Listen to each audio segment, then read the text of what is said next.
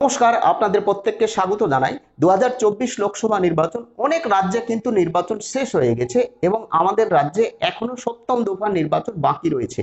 আমাদের রাজ্য সহ আর কয়েকটি রাজ্যে একেবারে শেষের দফার নির্বাচন বাকি রয়েছে। এই সপ্তম দফা নির্বাচনে শান্তির ছবি ধরা পড়বে আমাদের রাজ্যে? অবশ্যই কমেন্ট করে জানাবেন।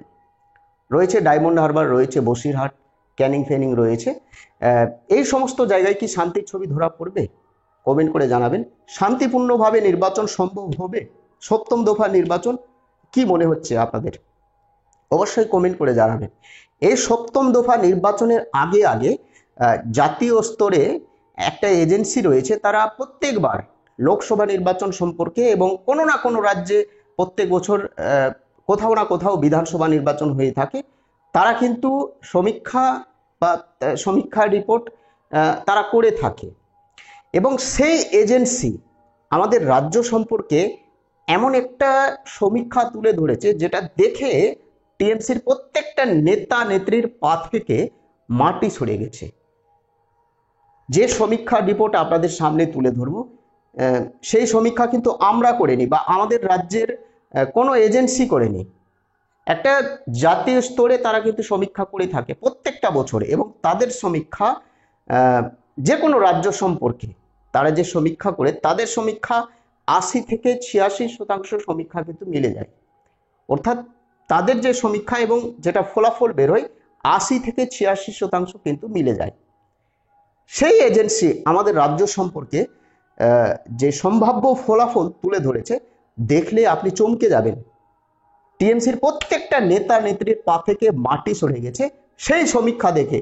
গত রাত্রে ডায়মন্ড হারবারে অভিষেক ব্যানার্জি স্বয়ং নিজের মুখে বলেছে যে ষষ্ঠ দফা নির্বাচন শেষে আমরা 23টা পেয়েছি, অর্থাৎ টিএমসি মাত্র 23টা পেয়েছে। আগে বলতো 42-এ 42, কিন্তু কালকে বলছে যে আমরা 23টা পেয়ে গেছি। বাদবাকি কে পাবে? সিপিএম না বিজেপি? তো যাই হোক, আমি সেই বিষয়ে যাচ্ছি না। প্রথমে আমি আসছি, তারা কিন্তু শুধু আমাদের রাজ্য সম্পর্কে সমীক্ষা করে না, বা যে এজেন্সি সমীক্ষা করেছে সেটা কোনো বিজেপির দালাল নয়, বা টিএমসি বা বাম কংগ্রেস বা অন্যান্য রাজনৈতিক দলের কোনো দালাল নয়। একেবারে নিরপেক্ষ সমীক্ষা। প্রত্যেক বছর কোনো না কোনো রাজ্য সম্পর্কে, কোনো না কোনো নির্বাচন সম্পর্কে তারা কিন্তু সমীক্ষা করে থাকে।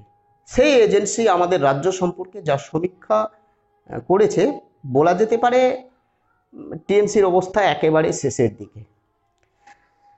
দেখুন, প্রথমে আমি আসছি তামিলনাড়ু। এই কারণে তামিলনাড়ু দেখাচ্ছি যে তারা যে নিরপেক্ষ সমীক্ষা করে, সেই জন্য তামিলনাড়ুকে আমি প্রথমে নিয়ে আসছি, তারপরে আমি আসছি আমাদের রাজ্য সম্পর্কে আসছি। দেখুন সমীক্ষা, দেখুন পার্টি এবং সিট। দেখুন, দক্ষিণ ভারতে বিজেপি অবস্থা একেবারে ভালো নয়।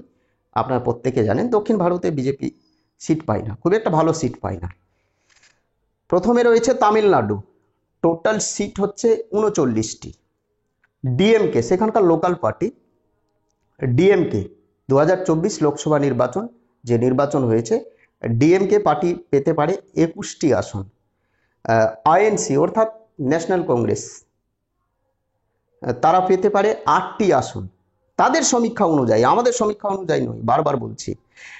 সিপিআইএম পেতে পারে 4টি আসন, বিজেপি বা এনডিএ পেতে পারে 2টি আসন, এবং অন্যান্য রাজনৈতিক দল পেতে পারে 4টি আসন তাদের সমীক্ষা অনুযায়ী। অর্থাৎ এই সমীক্ষা দেখে মনে হচ্ছে যে এটা বিজেপির কোনো দালাল বা বিজেপির দ্বারা তৈরি সমীক্ষা নয়। এই জন্য এই তামিলনাড়ুর সমীক্ষা আপনাদের সামনে তুলে ধরলাম। এবার আমি আসছি আমাদের রাজ্য সম্পর্কে। দেখুন, আমাদের রাজ্যে টিএমসি কোটা আসন পাবে। দেখুন, আমাদের রাজ্যে টিএমসিকে দেখাচ্ছে মাত্র 13টি, অর্থাৎ 2024 লোকসভা নির্বাচন ষষ্ঠ দফা নির্বাচন সম্পন্ন হয়েছে, আর আরেকটি দফা নির্বাচন বাকি রয়েছে। অর্থাৎ 42টি লোকসভা কেন্দ্রের মধ্যে, অর্থাৎ 42টি আসনের মধ্যে টিএমসি মাত্র 13টি আসন পাবে তাদের সমীক্ষা অনুযায়ী। আমরা করছি না, বা আমাদের রাজ্যের কোনো এজেন্সি না, একটা নিরপেক্ষ এজেন্সি তাদের সমীক্ষা অনুযায়ী, জাতীয় স্তরের সমীক্ষা অনুযায়ী টিএমসিকে দেখাচ্ছে 13টি আসন, বিজেপিকে দেখাচ্ছে 26টি আসন, ভারতীয় জনতা পার্টি 26টি আসন এবার পেতে চলেছে। কংগ্রেসকে দেখাচ্ছে 2টি আসন। অধীরবাবু কি জয়ী হতে পারবে বহরমপুর লোকসভা কেন্দ্রে, না ইউসুফ পাঠান জয়ী হবে? কমেন্ট করে জানাবেন তো। একটা হাড্ডাহাড্ডি লড়াই চলছে, ত্রিমুখী লড়াই চলছে। ফাঁক তালে বিজেপি না বেরিয়ে যায়, অনেকে আমাকে কমেন্ট করে জানাচ্ছে। সিপিআইএম পেতে পারে 1টি আসন, অর্থাৎ তাদের সমীক্ষা অনুযায়ী আমাদের রাজ্যে তৃণমূল কংগ্রেস পেতে পারে 13টি আসন, বিজেপি পেতে পারে 26টি আসন, কংগ্রেস পেতে পারে 2টি আসন এবং সিপিআইএম পেতে পারে 1টি আসন তাদের সমীক্ষা অনুযায়ী। কি অবস্থা, টিএমসির কি অবস্থা!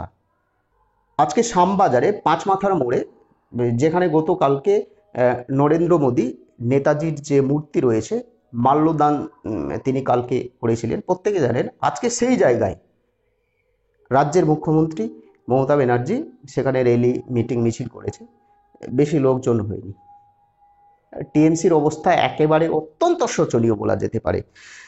দেখুন, ষষ্ঠ দফা নির্বাচন হয়েছে। এই ষষ্ঠ দফা নির্বাচনে কটি আসন পেতে পারে টিএমসি, কি মনে হচ্ছে আপনাদের? 8টি লোকসভা কেন্দ্র রয়েছে: বাঁকুড়া, তমলুক, কাঁথি, ঘাটাল, ঝাড়গ্রাম, মেদিনীপুর, পুরুলিয়া, বিষ্ণুপুর। আমাদের সমীক্ষা অনুযায়ী এই 8টি লোকসভা কেন্দ্রের মধ্যে 1টি লোকসভা কেন্দ্রে টিএমসি জয়ী হতে পারে, অর্থাৎ দেব যেখানে দাঁড়িয়েছে ঘাটাল, দীপক অধিকারী, সেখানে টিএমসির প্রার্থী জয়ী হতে পারে। বাদবাকি 7টি লোকসভা আসনে বিজেপির প্রার্থী জয়ী হতে চলেছে। সবথেকে বেশি ভোট পাবে, 1 লক্ষ বা তারও বেশি ভোট পেতে পারে 3টি লোকসভা কেন্দ্রে। প্রথম রয়েছে তমলুক, দ্বিতীয় রয়েছে বিষ্ণুপুর এবং তৃতীয় রয়েছে বাঁকুড়া। এই 3টি লোকসভা কেন্দ্রে 1 লক্ষ বা তারও বেশি ভোট পেতে চলেছে বিজেপির প্রার্থী, কোনো সন্দেহ নেই। আপনারা কমেন্ট করে জানাবেন। এই ষষ্ঠ দফা নির্বাচনে এই 8টি লোকসভা কেন্দ্রের মধ্যে শুধুমাত্র ঘাটাল, যেখানে দীপক অধিকারী দাঁড়িয়েছে, সেখানে তিনি কনফার্ম জয়ী হবে। 100% নিশ্চিত থাকুন যে টিএমসির প্রার্থী জয়ী হবেই হবে। হতে পারে না, হবেই হবে।